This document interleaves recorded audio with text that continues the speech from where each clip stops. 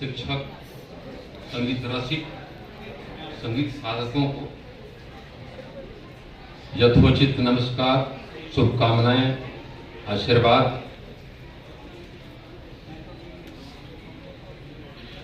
क्या बोले? वैसे गद्य का अभ्यास मेरा कम है। हम लोग तो गाते हैं ना, तो बहुत अच्छा लगा यहाँ के कि यहाँ संगीत को की तरफ ध्यान है इंस्टीट्यूट का भी। ज़्यादातर इंस्टीट्यूट है वो अपना करते हैं, बस अपना, उसमें कोई एक्टिविटी नहीं होती उनकी। और एक सबसे अच्छी बात लगी कि डीएवी दूसरे स्कूल के भी जो टीचर हैं उनका भी सम्मान किया इन्होंने। कुछ लोग अपने में समेट कर आ जाते हैं, तो ये चीजें अच्छी देखने के लिए मिली। और बाकी इसी तरह से आप इसके प्रति, संगीत के प्रति भक्ति भाव आप लोग बनाए रखें। ये सभी से गुजारिश है, कलाकार, श्रोता, सभी से। क्योंकि श्रोता नहीं है तो फिर कलाकार किस बात का? दोनों का रहना जरूरी है। न कलाकार के बिना काम चलेगा, न श्रोता के बिना। अगर हम, जैसे इन्होंने बोला कि कोई दो शब्द बोलिए, तो सब धीरे धीरे जा रहे थे, हम किसके लिए बोले? तो ये चीज है। मैं किताबी बातें तो नहीं कहना चाहता हूँ, किताबें पढ़ कर बहुत थक गया। पीएचडी किया मैंने, तो क्या है कि कुछ लोग बोलते हैं स्वांतः सुखाय के लिए गाते हैं, उसको बहुत छोटा समझते हैं। स्वांतः सुखाय को बोलते हैं कि वैसे थोड़ा सा स्वांतः सुखाय के लिए गाता हूं। ऐसा है, जो स्वांतः सुखाय के लिए, पहला पाठ वही है। कलाकार बनने के लिए या संगीत रसिक अच्छा बनने के लिए स्वांतः सुखाय, पहले अपने लिए गाए। वो स्वांतः सुखाय में अपने को अच्छा लगे। तो जब अपना गाना केवल सुनाने के लिए गाएंगे तो नहीं अच्छा लगेगा। अपने को जब अच्छा लगेगा,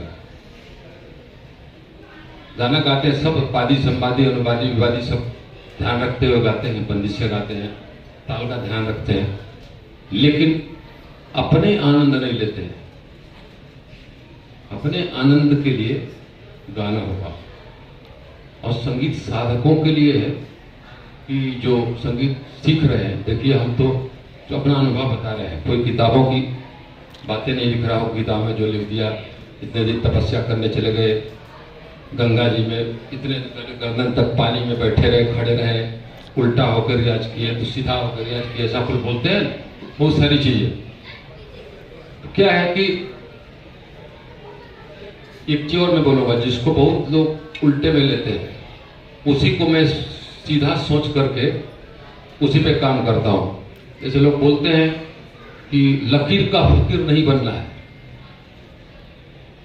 सब यही बोलते हैं। मैं बोलता हूं कि सीखने अगर आप गए हैं तो लकीर का फकीर बनना पड़ेगा आपको। ये केवल कहने की बातें हैं, लकीर का फकीर मत बनना।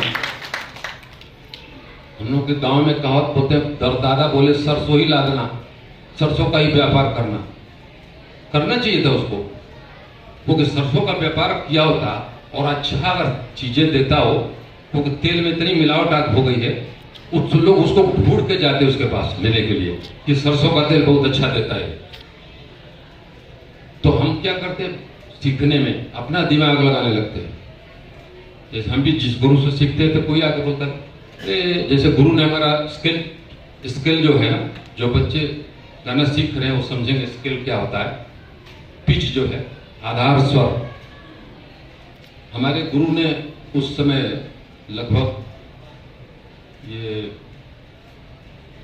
87 की बात है, पंडित भीमसेन जोशी जी के मैं गया था, एमए करके गया था।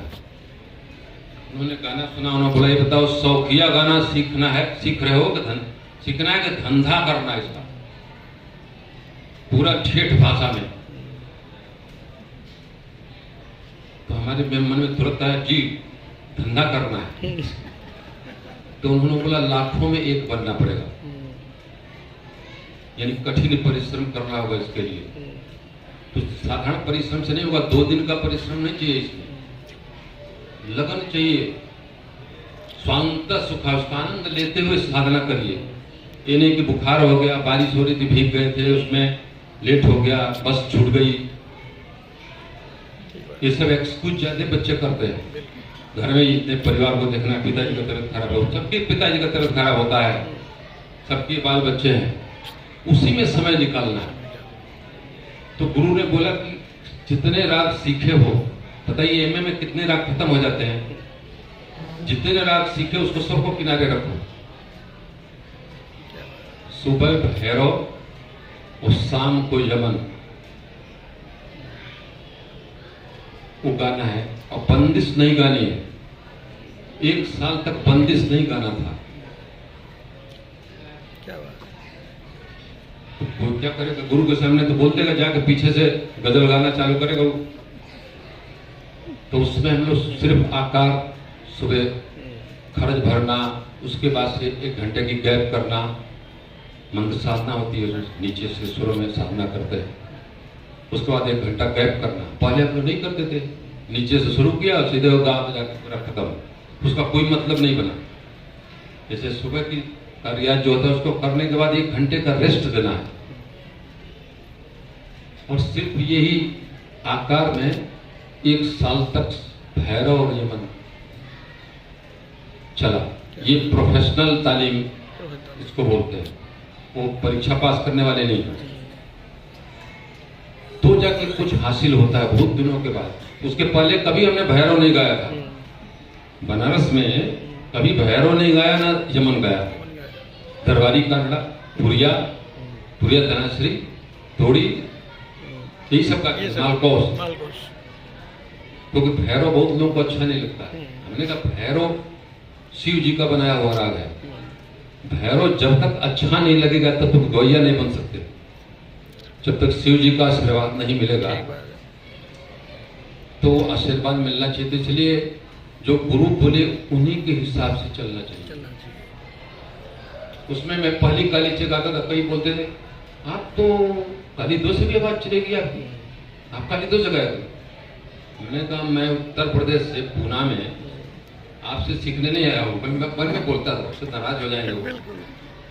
हम गुरु जी से बोले सीखने आए हैं, अपने मन में रखता तो वो जो बोलेंगे कि सफेद एक से वहां से गाएंगे, अगर बोलेंगे पाली 5 से रियाज करो, क्योंकि जहां विश्वास है तो ही सब कुछ है। जब गुरु पे ही शंका करेंगे आप, गुरु सब अच्छे होते हैं। क्या है कि गुरु बनाइए तो सोच समझ